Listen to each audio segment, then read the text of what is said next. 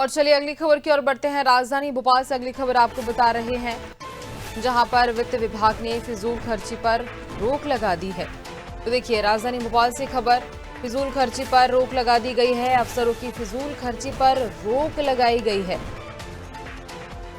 जो फिजूल खर्ची अफसरों की ओर से की जाती थी, उस पर रोक लगा दी गई है। साथ ही बात की जाए तो जहां वित्त विभाग के पूरे मामले को लेकर के जो बात सामने आ रही है कि वित्त विभाग ने ये रोक लगाई है सभी अफसरों के ऊपर, जो भी फिजूल खर्ची करते थे उनके ऊपर ये रोक लगा दी गई है।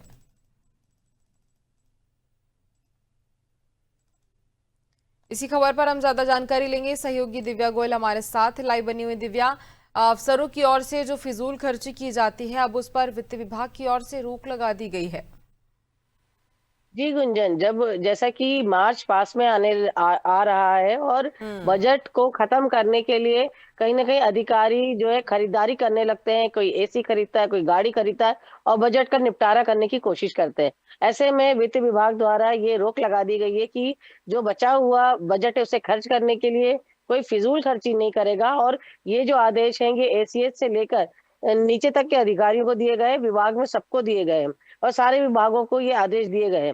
क्योंकि देखने में आता है कि जब बजट बचता है उसको खत्म करने के लिए तमाम तरह की खरीदारी की जाती, सेमिनार किए जाते हैं, तमाम तरह से जो है इस पूरे बजट को व्यय करने की कोशिश की जाती है। क्योंकि अगर बजट बचेगा गुंजन, तो जो अगला बजट है उतनी ही उनमें उन्हें कम बजट मिलेगा। तो ऐसे में बजट को खत्म करने के लिए तमाम तरह की खरीदारी की जाती है और इसमें स्पेशली खास तौर से जो एसी की बात की है, नई गाड़ियां खरीदने की बात की है, इलेक्ट्रॉनिक उपकरण, फर्नीचर खरीदने, ऐसी तमाम चीजों की जो खरीदारी होती है, इसको खरीदने पर रोक लगाई गई है।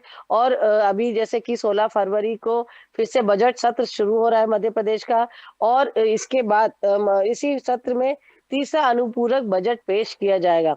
सरकार बजट की तैयारी में है और देखेंगे कि तमाम तरह की योजना सरकार द्वारा चलाई जा रही है, जिसमें कई सारी योजनाएं फ्री बीज की है, जिसमें सबसे बड़ी योजना है लाडली बहना योजना और उसके साथ भावंतर योजना। ऐसे में सरकार को इन योजनाओं को चलाते हुए पूरे प्रदेश का विकास करना और जो है जो कर्मचारी जो लगातार मांग कर रहे हैं पदों को भरे जाने की, अपनी तनख्वाह बढ़ाए जाने की, तो तमाम ऐसी बातों को ध्यान रखते हुए इस बार बजट कैसा होगा तो इस पे सबकी निगाहें टिकी हुई है। इसके साथ ही जो ये फिजूल खर्ची होती थी, इसका भी कहीं ना कहीं भार जो प्रदेश पे पड़ता है, जो सरकार के ऊपर पड़ता है। तो सरकार जो अधिकारियों की इस मनमानी पे फिलहाल सरकार द्वारा रोक लगाई गई है। अफसरों की इस तरह से फिजूल खर्ची को लेकर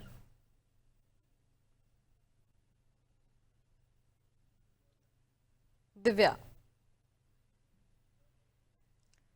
दिव्या, जैसे कि अगर अफसरों की ओर से फिजूल खर्ची की जाती है तो उसका असर बजट पर कितना पड़ता है?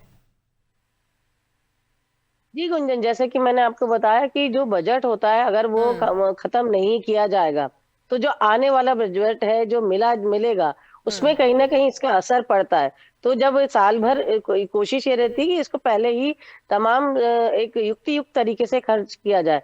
लेकिन कई विभाग ऐसे हैं कि समय पे इस बजट को खर्च नहीं करते और जब समय का अंत समय आता है, जैसे मार्च आने वाला है, अब आप देखेंगे तमाम विभागों के सेमिनार होने लगेंगे, कई विभाग अपनी खरीदारी करने लगेंगे, तो बजट को खत्म करने के लिए एन के एन किसी भी तरह वो खरीदारी करने लगते हैं।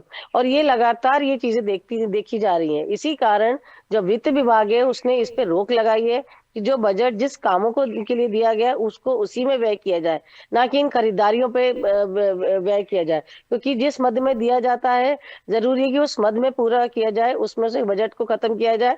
लेकिन उसमें खत्म ना करके इसको अन्य किसी चीजों में खत्म करते हैं। ज्यादातर खरीदारी जो माह का अंत बजट का फाइनेंशियल ईयर का अंत समय आता है, जब समय खत्म होने वाला होता है, तो ये खरीदारी और तमाम तरह की चीजें जो फिजूल खर्ची की होती है वो अनाप शनाप तरीके से की जाती है।